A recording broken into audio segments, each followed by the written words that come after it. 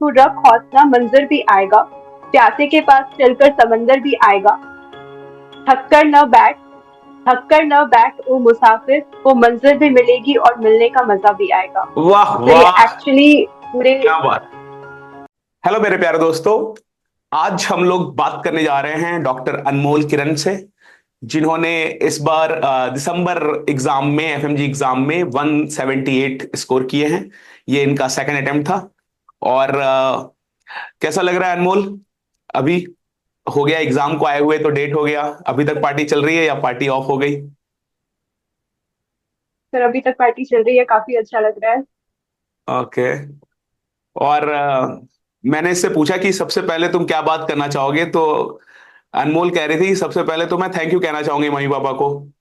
तो ऐसा कुछ अलग आ, उन्होंने क्या किया है, या उसके लिए क्या तुम कहना चाह रहे हो थोड़ा?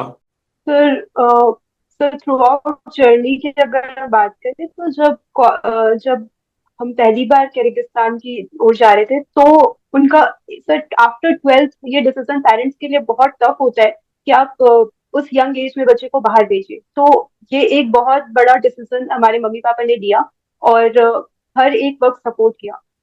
So being FMG or living abroad for 6 years, it's a big challenge for us also and for parents also. और सर उस दौरान काफी चैलेंजेस आए जिसके लिए हमेशा मम्मी पापा मोटिवेट किए मुझे। और मैं खुद भी हमेशा खुद को कोई भी चैलेंज के लिए कहती थी कि अनमोल बी स्ट्रॉन्ग, और स्ट्रॉन्ग फील सारा जर्नी क्रॉस करती थी, सारे हर्डल्स को। और सर इन सारे चैलेंजेस के बीच एक बार मेरी मम्मी ने मुझे फर्स्ट ईयर के बाद कहा था कि अ, कमल के फूल कीचड़ में ही खिलते हैं। और सर वो थ्रू आउट जर्नी मुझे हमेशा 6 साल तक और हमारा एफएमजी के एग्जाम तक मुझे मोटिवेट करते रहा। और सर जब मेरा फर्स्ट अटेम्प्ट जब मैंने दिया तो मुझे 146 मार्क्स आए थे। तो उसके बाद सर वो मेरे मम्मी पापा का फिर से बहुत बड़ा इंपॉर्टेंट रोल रहा हमेशा। हर उस फिर बाकी 6 मंथ के लिए उन्होंने मुझे हर एक वक्त सपोर्ट किया। लाइक मुझे कुछ भी नहीं करने दिया, घर पे ही मैं पढ़ती थी, फिर लाइब्रेरी ज्वाइन कर लिया था। तो हर एक चीज, हर एक स्टेप के लिए उन्होंने हर एक चीज के लिए सपोर्ट किया मुझे। और सर पढ़ने को भी लेके हमेशा एक सेल्फ डाउट आ जाता है हमारे अंदर कि क्या पता फिर से होगा कि नहीं होगा, कुछ नंबर से रह ना जाए। हालांकि प्रिपरेशन काफी अच्छी थी तो हमेशा लास्ट के जो मंथ थे मैं मम्मी से बोलती थी कि मुझे जीटीस में इतने आ रहे हैं, ऐसे आ रहे हैं, वैसे आ रहे हैं, तो इस बार हो जाएगा ना। तो हमेशा मम्मी ये बोलती थी कि हो जाएगा, तुम क्यों टेंशन ले रही हो जाएगा तुम्हारा। तो एक पेरेंट्स के साइड से भी एक मोटिवेशन आपको हमेशा आगे बढ़ाने के लिए वो इम्पोर्टेंट रोल था मेरी मम्मी का। नहीं, जैसे कुछ पेरेंट क्या है कि वो थोड़ा आ, बच्चे पे डाउट कर जाते हैं कि तुमने नहीं पढ़ाई करी होगी वहां पर, या वो थोड़ा प्रेशर ज्यादा हाँ देने लग जाते हैं कि आ, अगली बार भी नहीं निकाला तो बहुत गलत बात होगी, रिश्तेदार क्या कहेंगे, है ना? तो तुम्हारे पेरेंट्स ने इन सब में से नहीं किन सर, किन चीजों को सर यूज वो नहीं किया? वो सर सेल्फ डाउट तो आता है। नहीं सर, वो सर रहता था। वो सर इधर उधर से तो काफी टॉन्ट्स बातें सुनने को मिलती है। बट उन सारी चीजों के लिए अगर मैं थोड़ा मम्मी को बोलती भी थी कि ऐसा हो रहा है, वैसा हो रहा है, सेल्फ डाउट आ रहा है काफी, मतलब आप जब पॉजिटिव जर्नी में चलो तो नेगेटिव बहुत आता है, काफी हर्डल्स आते हैं। तो उन सारी चीज के लिए सर मम्मी पापा हमेशा मुझे कहते थे कि तुम अपना काम करो, बाकी कुछ भी नहीं। क्योंकि सर 6 मंथ की जर्नी में और जब आप घर पे होम स्टडी करो तो काफी कुछ फंक्शंस भी आते हैं, लोग भी आना जाना करेंगे, बहुत कुछ आता है। तो सर वो सब कुछ के लिए मुझे हमेशा सपोर्ट किया गया। और सर जब फर्स्ट अटेम्प्ट में नहीं हुआ तो 4 नंबर से रह गया था, उसके बाद सर था एक कॉन्फिडेंस भी आ गया था कि फर्स्ट अटेम्प्ट में इतने अच्छे नंबर आ गए तो आ जाएगा, वो एक कॉन्फिडेंस आ गया था। और मम्मी पापा का भी था कि फर्स्ट अटेम्प्ट में तुम्हें इतना आया है तो सेकेंड अटेम्प्ट में भी आएगा। और सर हर एक चीज के लिए उन्होंने सपोर्ट किया, मेरा काफी ज्यादा सपोर्ट किया। Very good. तुमने, बहुत से लोग 142 46 पे वो होते हैं कि यार अफसोस करने के मोड में आ जाते हैं। उल्टा तुमने उसको एक कॉन्फिडेंस की तरह ले लिया कि अब जब पहुंच ही गए हैं पास तो अब क्या रुकना है, अब आगे बढ़ना है। Very good. यस सर, वो एक ये लाइन है सर, हमेशा रहता था कि पास होने के काफी पास आ गए तो अब पास हो ही जाएंगे। Very good. ये आई थिंक ये एक टेक अवे मैसेज सभी बच्चों को होना चाहिए था जो 130 से 50 के बीच में आ रहे हैं, कि ठीक है आप रुके हो बट पास होने के काफी पास हो, तो जैसा अनमोल कह रही है अब तो निकल ही जाओगे। Very good dear. और बताओ। और अ, सर सर हम्म, ये 6 साल की जर्नी मेरी सिर्फ मुझे एक डॉक्टर नहीं बनाया है, बल्कि एक बहुत बहुत स्ट्रॉन्ग पर्सन बनाया है जो हर एक चैलेंजेस को स्ट्रांगली फेस कर सके। तो सर काफी ब्लेस्ड फील होता है कि 6 साल की एक ऐसी जर्नी रही जहाँ मैंने बहुत नई चीजें सीखा, सिर्फ पढ़ाई से नहीं, एजुकेशन के अलावा काफी कुछ सीखने को मिला।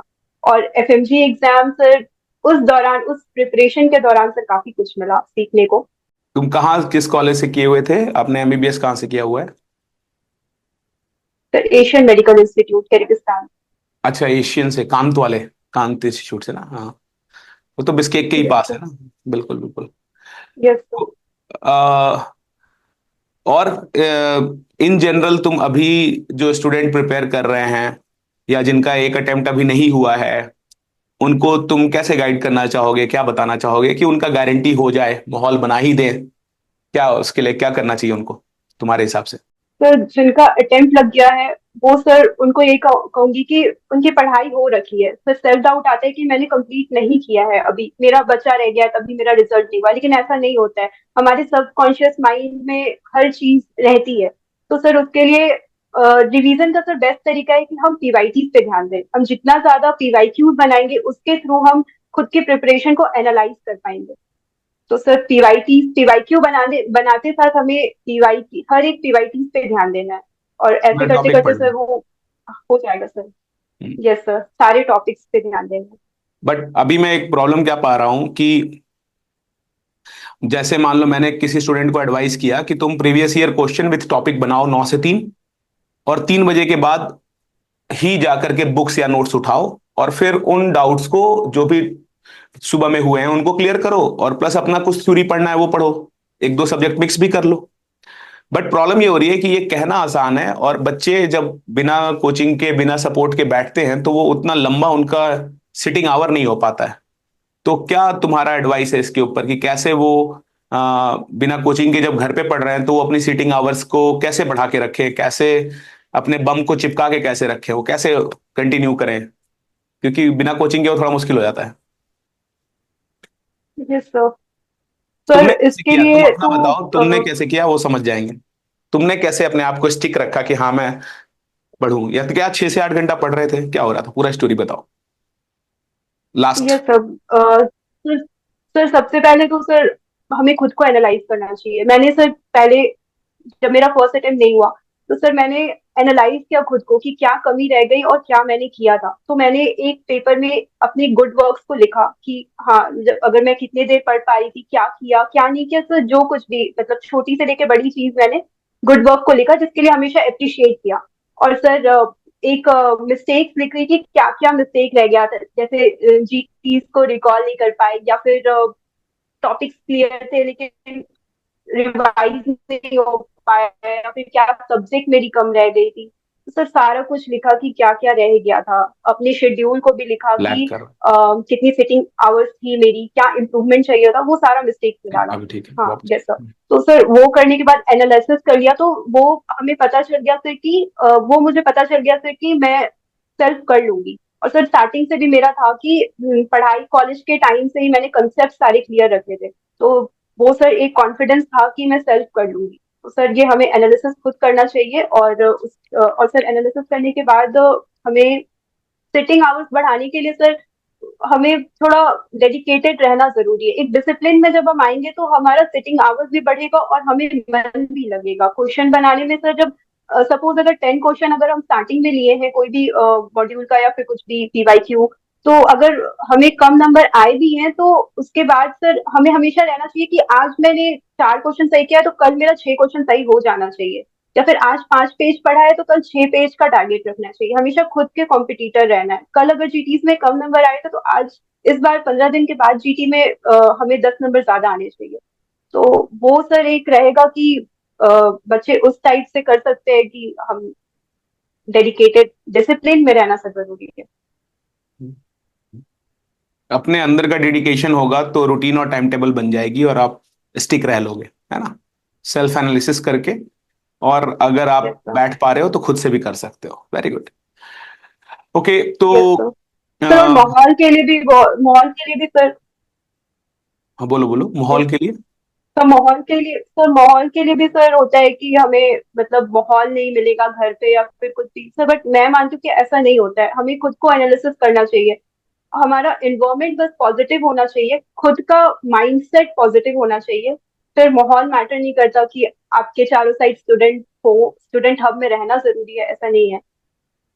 हम्म। और माइंडसेट पॉजिटिव बनाने के लिए क्या करें? तो माइंडसेट पॉजिटिव बनाने के लिए तो काफी कुछ सर, सबसे पहले सबकी ब्लेसिंग, और हमें हमेशा भगवान में बिलीव रखना चाहिए, वहां से जो हमें अल्टीमेट पावर मिलेगी वो सबसे बड़ा ब्लेसिंग है। और वही सर हमारे जर्नी में हमें हर स्टेप को हमारा जर्नी में इजी करवाते हैं। तो सर वो पॉजिटिव माइंडसेट, कनेक्शन रखना चाहिए हमें गॉड से हमेशा, और मम्मी पापा का ब्लेसिंग। फिर अगर सेल्फ डाउट हो रहा है, आप खुद पे मोटिवेटेड फील नहीं हो रहा है, तो हमें कुछ मोटिवेशन वाली चीज, आज के टाइम पे सारे टीचर्स और यूट्यूब पे इतने मोटिवेशन है कहीं पे भी, तो आप उसको सुने। तो सर हमेशा खुद को मोटिवेटेड रखना है, कोई भी अगर डाउट हो रही है तो हमें हमेशा किसी से शेयर करना चाहिए, या तो अपने मम्मी पापा से, या कोई मेंटर, या कोई ऐसा फ्रेंड या सीनियर जो हमेशा आपका वेल विशर हो, हमेशा उनके टच में, हमेशा अपने वेल विशर के टच में रहना चाहिए। सही सही फिलॉसफी है कि हाँ भाई, एक तो फेथ रखो ऊपर वाले पे, और दूसरा अपने सराउंडिंग में जो पॉजिटिव लोग हैं उनसे टच बनाए रखो, है ना। Very good. तो कोई, ट्रस्ट द प्रोसेस। हाँ, ट्रस्ट द प्रोसेस। तो ट्रस्ट, अपने प्रोसेस पे ट्रस्ट करना चाहिए, और टाइमिंग पे सर, क्योंकि देंगे भगवान अपने हाँ। टाइमिंग पे, हर किसी की अलग अलग टाइमिंग है, अपने टाइमिंग पे और प्रोसेस पे ट्रस्ट करना चाहिए। ओके, हो जाएगा, धीरे धीरे हो जाएगा, थोड़ा फेथ और पेशेंस के साथ आगे बढ़ना चाहिए, है ना। Very good. अच्छा, एक दो बात और बता दो कि जैसे एग्जाम टाइम में, एग्जाम हॉल में कई बार स्टूडेंट्स को एनजाइटी होती है, या पंखे नहीं हैं, इलेक्ट्रिसिटी नहीं है, वो प्रॉब्लम्स होती हैं जिनके चलते वो नहीं कर तुम तो फिर, या फिर स्लीप डिप्राइवेशन, रात में रह गया, वो अफेक्ट करता है। तो इन सब चीजों में तुम्हारा एक्सपीरियंस कैसा रहा एग्जाम डे में? तुमने अ, कैसे, क्या रहा एग्जाम डे, कैसा रहा? क्या एनजाइटी थी, स्लीप सही हुई थी, क्या एग्जाम में सब कुछ सही था? सेंटर कहाँ पड़ा था सर तुम्हारा? एग्जाम डे मेरा अच्छा था सर, पटना में ही था, होम सेंटर था मेरा। अच्छा। घर से हाफ एन आवर के डिस्टेंस पे था। तो सर एग्जाम डे तो सर काफी इम्पोर्टेंट होता है, क्योंकि हमारा 6 मंथ का जर्नी जो हमने पढ़ा है, 6 मंथ की जर्नी, और एग्जाम डे, हमारा एग्जाम के लिए सर सब कुछ इम्पोर्टेंट है, हमारा 6 मंथ का मेहनत, और हमारा एग्जाम डे पे क्या माइंडसेट है हमारा, वो भी बहुत इम्पोर्टेंट है। सर उसके लिए सर मेरा एग्जाम डे अच्छा था, अवेक थी मैं, फुल 5 आवर्स के लिए मैं अवेक थी, और हर एक क्वेश्चन को एक न्यू क्वेश्चन समझ के अटेम्प्ट किया। 300 क्वेश्चन, लास्ट 300 मिनट तक सर अवेक रही। तो ये सब कुछ करना जरूरी है, मतलब रहना जरूरी है सर इन सारी चीजों पर सर। मतलब जीटी, जब भी मैं जीटी देती थी, तो सर मार्क्स के लिए नहीं देती थी कि कितने मार्क्स आएंगे, क्योंकि सर मार्क्स का अगर सोचो तो फिर डर लगता है जीटी देने से। तो वेरी गुड। मैं जीटी को ऐसे देखती थी सर कि मुझे एग्जाम में जिन जिन सिचुएशन को फेस करना है, सिर्फ एक मार्क्स को फेस नहीं करना है, टाइम मैनेजमेंट को फेस करना है, फिर सर काफी चीज होती है जो हमें जीटी में सर फेस करना है, ये एग्जाम में सर फेस करना है। सर जैसे हमें अपनी गलतियों को सुधार, गलती कितना कर रहे हैं सर, हमारा एक्टिव रिकॉल हो रही है, जब हम जो क्वेश्चन को देख रहे हैं, तो क्या हमारा वो रिकॉल हो रहा है, वो बुक पे या फिर वो जहां भी हमने पढ़ा है वहां तक माइंड जा रहा है या नहीं, तो वो हमें, वो सर सारा कुछ मैं जीटी में प्रैक्टिस करती थी। हर क्वेश्चन में अवेक रहने का, उतने ही फुल एनर्जी पोटेंशियल के साथ। और सर एक हमेशा हमने टीचर से सुना है कि अपने फर्स्ट गट फीलिंग पे भरोसा करो। तो सर ये चीज भी हमें अचानक से नहीं आएगी, इसकी भी मैं जीटी में सर प्रैक्टिस करती थी। तो सर एग्जाम डे इजी रहा मेरे लिए। कितने जीटी देने चाहिए, ये सवाल बच्चे पूछते हैं मुझसे, और मैं कुछ बता नहीं पाता हूँ क्योंकि हम लोग के टाइम में जीटी होते नहीं थे, और ऐसा कोई फिक्स नंबर है नहीं। तो तुम कुछ गाइड करना चाहोगे, कितने जीटी तुमने दिए थे? तो मैंने सर अराउंड 13 to 14 जीटी दिया था, जितने भी फ्री प्लेटफॉर्म्स आ रहे थे, तो जितने भी जीटी हो रहे थे, फ्री फ्री दे रहे थे सारे प्लेटफॉर्म्स, मैंने सारे जीटी दिए, सारे प्लेटफॉर्म के फ्री जीटी। और सर अराउंड 13 to 14, तो काफी क्वेश्चंस मैंने काफी लगाए थे। तो सर तो जीटी का कोई अमाउंट डिसाइडेड नहीं है, आप अपने प्रैक्टिस के अनुसार जब टाइम मिल रहा है, बस अपने आप को एनालिसिस के लिए जीटी देना चाहिए, मार्क्स के लिए कभी नहीं देना चाहिए। नहीं, मार्क्स के लिए नहीं देना चाहिए, लेकिन एक बात बताओ कि यार जीटी में मार्क्स लो आ गए, तुम्हारे भी आ गए होंगे, तो क्या करें? सर उस चीज पे सर हेक्टिक नहीं होना चाहिए, हमें हमें उस चीज पे ध्यान ही नहीं देना चाहिए, क्योंकि अगर हम उस चीज पे ध्यान देंगे तो हमारा प्रिपरेशन डाउन जाएगा, हमेशा हमेशा सेल्फ डाउट आएगा कि मार्क्स कम आ गए, मेरा प्रिपरेशन सही नहीं है, ये नहीं है, वो नहीं है। बट हमें उस पर ध्यान नहीं देना चाहिए। अगर आपको जीटी का मार्क्स बहुत बहुत ज्यादा इफेक्ट कर रहा है, तो आप उस चीज से बाहर निकले जितनी जल्द होगा, क्योंकि वो पूरी प्रिपरेशन को बर्बाद करेगा, वो एक मार्क्स अगर हम लोड लेंगे तो। या तो उस टाइम हमें किसी मेंटर या सीनियर से बात करना चाहिए, बताना चाहिए। तो अगर आप जैसे भी सर जो भी तरीका हो वहां से निकलो। हाँ, ये मैं कई बार बताते भी रहता हूँ कि यार जीटी जो है वो कई बार स्टूडेंट्स तैयार करते हैं, उनको नए क्वेश्चन देने का प्रेशर होता है, तभी उनको पैसे मिलते हैं, तो वो जीटीज में कई बार एक्सपेक्टेशन से ज्यादा टफ क्वेश्चन भी डाल देते हैं, और एब्सर्ड क्वेश्चन, उल्टे पुल्टे क्वेश्चन भी डाल देते हैं। ऐसा नहीं है कि जीटीज हमेशा टीचर ही तैयार करते हैं और टीचर सोच के तैयार करते हैं, कई बार टीचर भी जल्दी में रहता है तो वो भी उल्टे तैयार कर सकते हैं। और जीटीज के मार्क्स को बहुत दिल से लगाने की जरूरत नहीं है, बस जैसा अनमोल किरण कह रही है कि आपको अपने मार्क्स की इंप्रूवमेंट की ओर फोकस करना है और एक मार्क्स को दिल से नहीं लगाना है ना? Very good. तो बिड़ू, जो लोग अभी घर पे रह के तैयारी करना चाह रहे हैं, उनके लिए तुम अगले 4-5 महीने की कोई स्ट्रैटेजी या रोड मैप देना चाहोगे कि कैसे करो तो हो जाएगा? टाइम टेबल बताना चाहोगे कुछ उनको, जो ऑलरेडी कोचिंग कर चुके सर हैं? जैसे तुमने फर्स्ट ईयर कोचिंग करी थी, आई नहीं करी थी, सीधे डायरेक्ट ये किए थे? No sir, no no sir, coaching मैंने करी सेल्फ स्टडी किया है हमेशा। पहले भी और नो सर, अभी तो भी? कॉलेज में ही कंसेप्ट। हाँ, हाँ सर, कॉलेज में ही सर कंसेप्ट सारा क्लियर कर लिया था। ओके, हाँ चलो अब ये बता जो दो। भी पढ़ती थी सर बुक से, वीडियो से। ओके, सारा कुछ तुमने सेकंड ईयर में तुम बता रहे थे कि वहां एक क्लास हुई थी, एराइज वालों ने कराई थी, है ना? यस उसके सर। बाद सर तुमने जब सेल्फ स्टडी करी है? हाँ सर, जब हम सेकेंड ईयर में थे तो वो हमें एक हमारी जर्नी के थ्रू हमें एक आइडिया मिल गया कि क्या हमें क्या एग्जाम, एमसीआई है क्या, एफएमजी एग्जाम क्या है, वो एक आइडिया हमें एराइज के थ्रू फर्स्ट बार मिला। और sir Khalil sir, Nadeem sir को थैंक यू बोलना चाहूंगी कि वो लोग हमारे कॉलेज में आए और हमें बहुत डेडिकेटेड होके पढ़ाए सर। उसके बाद जब वो लोग आए, हमें पढ़ाया, और उसके थोड़े दिन बाद कोविड हो गया था सर, तो फिर हमारी प्रिपरेशन का स्टॉप लगने वाला था, बट खलील सर जस्ट ही हमारे लिए ऑनलाइन क्लासेस स्टार्ट करवा दिए। तो टिल कोविड हमारा ऑनलाइन क्लासेस चलते रहा, तो कंसेप्ट हमारी बिल्डअप हो गई उस टाइम। तो उसके बाद सर फिर ठीक है, चलते रहा सर, ऐसे नोट्स बनाते रहा, पढ़ते रहा। Very good. इस वाले का भी आंसर दो, जो बच्चे घर से तैयारी कर रहे हैं उनके लिए क्या रूटीन होनी चाहिए?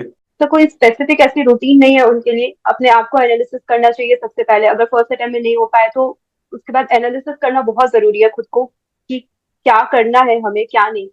हम हर किसी से अगर पूछते रहेंगे, हर किसी से पूछना भी जरूरी है, पूछ लो, लेकिन उसके बाद सर अपने मन की करनी चाहिए, खुद को एनालिसिस करके।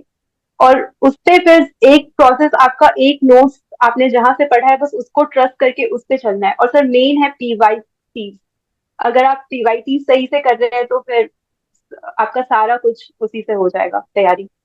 और सर घर पे रह के अगर कर रहे हैं तो आपका अगर घर पे माहौल नहीं हो पा रहा है कि फैमिली की वजह से या फिर कुछ भी, तो आप आसपास की कोई लाइब्रेरी ज्वाइन कर लीजिए, वहां पे सर हो जाएगा अच्छे से। और घर का माहौल, आप मम्मी पापा भी सर सपोर्टिव होते हैं तो फिर हो जाएगा। ये बात भी तुमने सही कही कि सुनो सबकी, करो अपने मन की, आपको पता है, अपने आप को एनालाइज कीजिए और उस रोड मैप को फॉलो करिए। आंसर अंदर से आ रहा होता है, यस सर। बस होता है कि हमें अंदर की सुननी होती है, जो हम कई बार मोबाइल फोन सुननी है। और दोस्तों और यूट्यूब वीडियोस के शोर में सुन नहीं पाते। तो आई होप तुमने सुना, और yes sir. Result of course तुमने 178 दिया, सिर्फ बॉर्डर लाइन पे नहीं थे तुम, क्लियरली क्लियर किए थे।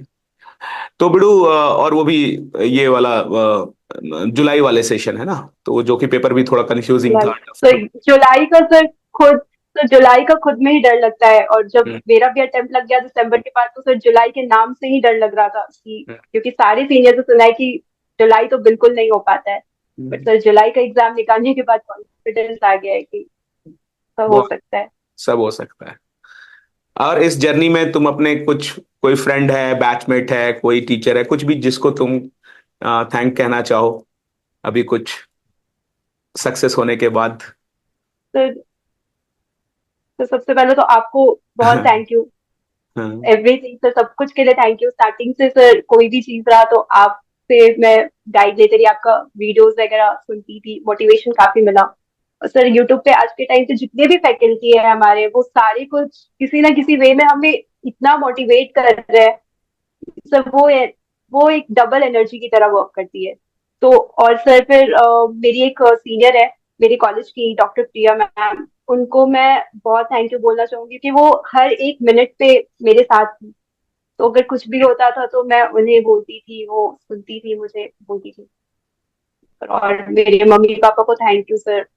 और सर काफी अच्छा रहा ये जर्नी सबके, और मेरे कुछ फ्रेंड्स को भी थैंक यू, जो हमेशा मेरे इस जर्नी में बने रहे। ले सकते हो, उनका भी नाम ले सकते हो, जिन नहीं फ्रेंड्स सर, को ऐसा नहीं है तुम। सर, फ्रेंड्स तो काफी होते हैं। काफी है, अच्छी बात। तो फ्रेंड्स और तो हाँ। काफी होते हैं। हाँ, नहीं, और फ्रेंड्स एक्चुअली इतने दिल से कनेक्टेड होते हैं कि वो नाम और इन चीजों पे ध्यान भी नहीं देने वाले होते हैं, उनकी फीलिंग और वो अलग होता है। अ, ये तो आगे क्या करने का मूड है तुम्हें?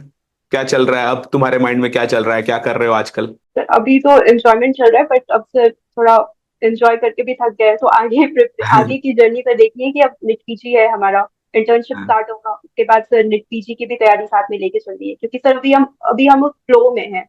अभी हम्म। हमारा रिदम नहीं टूटा है, तो सर उस चीज को हमें मेंटेन रखना चाहिए। हाँ, बट जर्नी एंजॉय करना मोर इम्पोर्टेंट है, रिजल्ट से ज्यादा इम्पोर्टेंट आई थिंक। तो प्रिपरेशन को भी एंजॉय करते हुए करना है ना। और कुछ ब्रांच वांच भी सोच रखा है, ये ब्रांच करनी है, ऐसा कुछ सोच यस रखा सर, और एक चीज और सर, जो भी सर है? अटेम्प्ट, हाँ, बोलो बोलो बोलो, पहले अपनी बात पूरी करो। नहीं सर, ब्रांच का भी नहीं सोचा नहीं, है, वो पहले अपनी बात। इंटर्नशिप के टाइम पे। हाँ, वो बेस्ट है, सर इंटर्नशिप के साथ में सोच लेंगे। हाँ, बताओ क्या कह रहे थे पहले। सर मैं ये कह रही थी कि सर हमारा माइंड सेट एग्जाम के टाइम पे, अटेम्प्ट लगने के बाद सर काफी मुश्किल हो जाता है खुद को संभालना। तो सर हमारा माइंड सेट बहुत जरूरी है उस टाइम की, हमेशा सर जर्नी को उस टाइम एंजॉय करना चाहिए। सर मेरा भी ऐसा था कि जब अटेम्प्ट लगा तो सर नहीं हो पा रहा था, मेरे से भी बहुत मुश्किल हो रहा था। लेकिन सर 1 मंथ बाद सर मैंने पूरी हर एक दिन को एंजॉय करना स्टार्ट कर दिया। तो सर जब हम एंजॉयमेंट मूड के साथ चलेंगे तो और इजी हो जाएगा हमारा हार्ड जर्नी। प्रिपरेशन तो सर बोरिंग है, तुमने एंजॉय कैसे किया? पढ़ने के साथ ही सर एंजॉय किया, और कुछ तो प्रिपरेशन में ही मजा आ रहा था, और कुछ एक्स्ट्रा काम में सर मजा ही नहीं आ रहा था, कुछ हम्म। और कर भी नहीं रही थी सर, क्वेश्चन बनाने में ही मजा आ रहा था, पढ़ने में ही मजा आ रहा था। उसके अलावा सर तो बस हमारा सोना खाना और पढ़ना इतना ही काम रहता था, इसके अलावा सर कुछ और था नहीं, और किसी और तरफ ध्यान भी नहीं जाता था। प्रिपरेशन में ही सर, क्वेश्चन बनाने में ही मजा आ रहा था मुझे, और पढ़ने में ही मजा आ रहा था। नहीं, मैं इसलिए ये सवाल पूछ रहा हूँ क्योंकि क्वेश्चन बनाने में मजा आना, पढ़ने में मजा आना, ये गारंटी करता है कि आप सक्सेस कर जाओगे। लेकिन मेजोरिटी ऑफ स्टूडेंट क्वेश्चन बनाते टाइम एंजॉय नहीं करते हैं। जिसको तुम एंजॉय कर रही थी वो नहीं एंजॉय कर रहे थे, तो ऐसा क्या डिफरेंस था? क्यों तुम एंजॉय कर रहे थे और बाकी लोग उसी क्वेश्चन बनाने को एंजॉय नहीं करते हैं? क्या लगता है तुम्हें, क्या रीजन है साइकोलॉजिकली सर आई सोचा? थिंक थोड़ा कंसेप्ट का, हाँ, कंसेप्ट का बोलो बोलो। तो थोड़ा कंसेप्ट का भी है, अगर आपके कंसेप्ट का भी है, अगर सर आपके कंसेप्ट वहां पे बने हुए हैं तो आपको इजी लगेगा। आप क्वेश्चन में, हार्ड सा हार्ड क्वेश्चन में भी हम कीवर्ड्स खोजने की कोशिश करेंगे, जो कि हेल्पफुल होता है, उसको डायग्नोसिस बनाने की कोशिश करेंगे। तो सर वो फिर रूल आउट करने की कोशिश करेंगे, अगर क्वेश्चन से नहीं बन रहा है तो ऑप्शन की तरफ जाके रूल आउट करेंगे। तो वेरी सर गुड। ये सब कुछ में सर एंजॉय करना चाहिए सर, यस। जब एंजॉय होगा तो सर अनलिमिटेड क्वेश्चन हम बनाएंगे। और क्या सर बात। 9 to 5 का जो टाइमिंग है उसमें हमें एक्टिव रहना है हमेशा, क्योंकि सर हमारा जो सर्काडियम रिदम है उसको भी हमें ट्रेन करना होगा उस तरीके से, ताकि 9 to 5 PM तक में हम लोग बिल्कुल एक्टिव रहे। एग्जाम हमारी उसी टाइम पे है, तो हमेशा सर अगर एग्जाम वाले दिन को लेके, हर एक दिन एग्जाम के दिन को लेके जिएंगे तो काफी अच्छा रहेगा। हेक्टिक नहीं होना है, एंजॉय करते हुए चलना है। बहुत बढ़िया बिल्कुल। तीन मैसेज बहुत क्लियर मुझे तुम्हारी बातों से मिल रहे हैं। एक तो ये कि as early as possible concept building के लिए बेसिक एमबीबीएस से ही थोड़ी बहुत पढ़ाई करते रहें तो अच्छा रहेगा। कंसेप्ट बिल्डिंग होगा हम्म। तो फिर आप बेटर एंजॉय करोगे। और अगर कंसेप्ट बिल्डिंग कम भी है तो भी वो तुम्हारा दूसरा पॉइंट कि जब हम क्वेश्चन बनाते हैं तो उस क्वेश्चन में कीवर्ड खोजना होता है, उस क्वेश्चन में कंसेप्ट पे जाके निकालना होता है। तो ये क्वेश्चन बनाना भी खुद में एक एंजॉयमेंट है, अगर तुम उस तरह से ले पाओ तो। और तीसरी बात जो तुम्हारी सबसे बढ़िया मुझे लगी वो ये कि सुनो सबकी, करो अपने मन की, अपना एक रोड मैप बना लो, अपनी वीकनेस और वो पता लगा लो, और फिर उस रोड मैप पे स्टिक करके फॉलो करो। तो बहुत बढ़िया अनमोल, आपने बढ़िया सक्सेस पाया, और मैं श्योर हूं कि अगर आप इसी तरह से अपनी सुनते रहोगे और मन की और सही डिसिप्लिन को फॉलो करोगे कंसिस्टेंटली, तो बहुत अच्छा करोगे जिंदगी में, अपने लिए भी, मरीजों के लिए भी। और मेरी ब्लेसिंग भी तुम्हारे साथ है। और आप आओ फिर, है ना, हम लोग 5 सितंबर को टीचर डे पे आप कह रहे हो कि आएंगे, तो हम लोग मिलेंगे, है ना। और कभी भी कोई गाइडेंस की जरूरत हो, बिल्कुल। I am always with you, है ना, लाइक ए बिग ब्रो, है ना। तो लेट मी नो। ओके अनमोल, ओके सर। कीप रॉकिंग, और एंजॉय करो लाइफ को इसी थैंक तरह यू से, सर। है ना। बहुत बढ़िया यार, पढ़ाई को एंजॉय करना, यही जर्नी को एंजॉय करना, यही सबसे इंपॉर्टेंट मैसेज है। Very good Anmol, keep it up. कुछ फाइनल कहना चाह रहे हो यस जाने सर। से पहले? कुछ गाना गाना चाह रहे हो या कुछ? तो जी सर, गला कुछ तो अच्छा नहीं है सर। ऐसा कुछ तो नहीं है सर, बट सर अपने जर्नी को बस एंजॉय करना चाहिए, हमेशा अपने पॉजिटिव माइंडसेट पे रहो, और हमेशा सेल्फ मोटिवेटेड रहना है, सेल्फ डाउट नहीं लाना है हमें। वेरी क्योंकि गुड। सर हमारा कॉन्फिडेंस, अगर अगर कई बार होता है एग्जाम के नजदीक आते आते हमें ऐसा लगता है कि हमने जो कुछ भी पढ़ा हमें कुछ भी याद नहीं है, तो सर वो हमारा पढ़ा हुआ सारा सेल्फ डाउट की वजह से चला जाता है। और अपने माइंड में हमेशा एक पॉजिटिव वाइब्रेशन में रहना हमें बहुत जरूरी है। अगर हम्म। हम उतने कॉन्फिडेंट नहीं है फिर भी हमें हमेशा अपने आप के लिए पॉजिटिव बोलना है कि हाँ हो जाएगा मेरा, खुद से पॉजिटिव एग्जाम बातें पास करते हो रहना। जाएगा, जो कुछ भी जो आपको पॉजिटिव चाहिए। हाँ, अपने से जो सेल्फ पॉजिटिव टॉक है वो पॉजिटिव माइंडसेट, होना चाहिए। Positive vibration. बहुत बढ़िया। Yes sir. ये सबसे इंपॉर्टेंट है एक्चुअली, खुद से जो बातें हैं वो पॉजिटिव होनी चाहिए कि हाँ सब हो जाएगा, है ना। खुद पे फेथ रखना जरूरी है। बहुत बढ़िया बिड़ू। अच्छा, तुमने यस एक सर। बात तो मैंने पूछा नहीं है, काट भी सकते हैं हम लोग उसमें, बट कि तुमने मुझे कांटेक्ट क्यों किया था? मैंने तुम्हें वहां कगवा में क्लास ली थी, उस वजह से तुमने उस क्लास में, तो तुम शायद मेरी क्लास, मैंने एक साल जाके कगवा में भी क्लास ली है, बट उस, हाँ, मुझे क्यों कांटेक्ट किया था मैं जी सर जी। हाँ। सर मैं फर्स्ट अटेम्प्ट के लिए दिल्ली में थी। वहां ओके। पे मैं सेल्फ स्टडी दिल्ली में ही लाइब्रेरी से कर रही थी। तो सर वहां पे आपका एक फ्री क्लासेस चल रहा था, आइलैंड में पीएसएम जो, का। तो सर हाँ बस मेरे सारे फ्रेंड, हाँ सर, तो सर मतलब मेरे फ्रेंड्स बोले कि चलो चल लो बस वहां पे, तो हाँ मैंने बोला ठीक है चल लेते हैं। तो सर वहां पे सर आपका फ्री क्लासेस किया सर। आपसे मेरी वहीं पे क्लासेस के बाद आपसे मेरी बात हुई थी, तो सर हाँ उस हाँ टाइम तो हम बस दिल्ली आए थे, तो बस मुझे लगा कि ठीक है अगर टीचर का गाइडेंस ले लेते कैसे पढ़ना है, तो सर आपको मैंने अपनी बताई थी कि मैंने कैसे कैसे पढ़ा है और अब मेरा क्या प्लान है आगे का, तो सर आपने मुझे बताया सर। सर फिर उसके बाद तो मैं 6 मंथ अपना ही पढ़ी, सब कुछ की। सर जब फर्स्ट अटेम्प्ट नहीं आया तो आपका यूट्यूब पे एक वीडियो आया था कि अगर एग्जाम नहीं हुआ तो क्या करें। तो हाँ वो मैंने सुना था एग्जाम के बाद, और उसमें सर आपने एक एग्जाम्पल दिया था कि एक बच्चे का 146 मार्क्स आया है। हाँ तो उसके बाद उसे फिर नेक्स्ट अटेम्प्ट नंबर आए थे, तो सर वो एक एग्जाम्पल मेरे को बहुत ट्रिगर कर गया हाँ, वो कि अगले अटेम्प्ट उसके में भी बहुत अच्छे नंबर 146 ले आए आया थे। और उसे आया तो। हम्म। यस सर, तो सर और मुझे भी सेम नंबर आया था, तो सर वो एक मुझे बहुत ट्रिगर किया कि उसके बाद से मैंने आपको कांटेक्ट किया था। Okay, I got your point. चलो बहुत बढ़िया किया, और तुमने बातें भी मानी, क्वेश्चन करने पे टिके रहे। यूजुअली लोग पीवाईक्यू लास्ट में करते हैं, इसलिए रिवाइज नहीं कर पाते हैं, इसलिए उनके स्कोर बॉर्डर लाइन पर अटकते हैं। पीवाईक्यू पहले करना से ही वो रिवाइज होगा, और तुमने सिर्फ पीवाईक्यू नहीं विथ टॉपिक किया, तो अच्छा रिजल्ट फोड़ा। और मुझे पूरा यकीन है तुम बहुत अच्छे डॉक्टर भी बनोगे, और खुशियां बांटोगे लोगों में, और अपनी लाइफ में भी लाओगे। अभी अच्छा, ये खत्म होने वाला है, तो बताओ, एक शायरी सुनाना चाह रहे हो? सुनाओ, बहुत बढ़िया।